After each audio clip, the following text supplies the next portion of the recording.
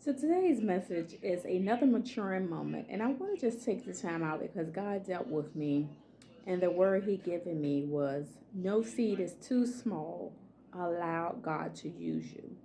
And I remember growing up, and we had little.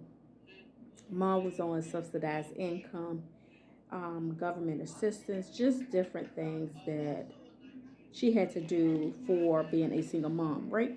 So we had little, and as we grew up, I would say that that little caused some of us to be ashamed, right? We have only a few dollars, we don't want to give it to someone, right? Because it's not much. We don't feel as though that person would appreciate the little that we're giving them, not knowing that the little we're giving them is actually a sacrifice from us, right? So as I'm growing older, I'm realizing some key principles we need to understand. It doesn't matter how small your gift is, how small your seed is, as long as you sow as God is leading you, trust and believe God is going to reward you openly, but you have to be obedient and release the seed, even if it's $1, even if it's $2, even if it's $5. No seed is too small for God to use you. Get that in your spirit. It can be a cup of coffee you sowing it to someone.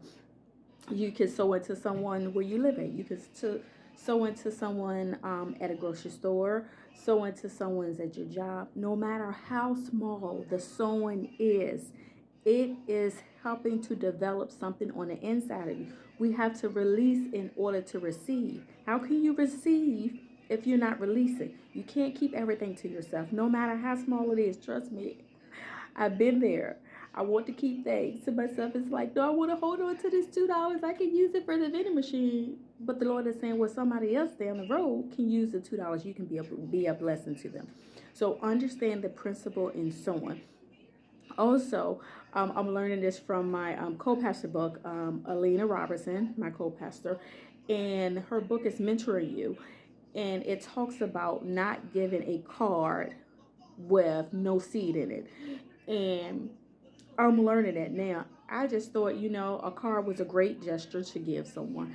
But the principle behind it is you have to be able to sow, even if it's little. Don't be ashamed. Sow because God knows your sacrifice in your giving. Yes, you're sowing the car, but also sow a seed because you're sowing into someone. Um, you can sow into someone's leadership. You can sow into someone's because they are mentoring you. You can sow into someone's as far as in the church realm that may be higher than you, or someone that may not be as higher than you. Something that God is calling you to do. Don't forsake the reward for sowing, no matter how small it is. It's the small things that's going to lead to a big reward if you are mindful and obedient to what He is telling you. Also, one of the words I'm actually paraphrasing, one of the scriptures say, it's the small foxes that spoil the vine. Think about that. It's the small things. These small things may not mean anything. Because you're like, okay, it's small, but if you think about it, if you add up all them small things, they actually mean something. And the contrary to that, the things that you do, that's little things that you do that you know that God is telling you not to do, it's going to bring back a harvest. But the question is, do you really want that harvest to come back to you in disobedience? So I'm just encouraging you, as I'm learning, to sow seeds, no matter how small. Allow God to use you. He can use you on many different levels. He can use you to buy a cup of coffee. He can use you to buy a shirt. He can use you to sow $10, $5, whatever.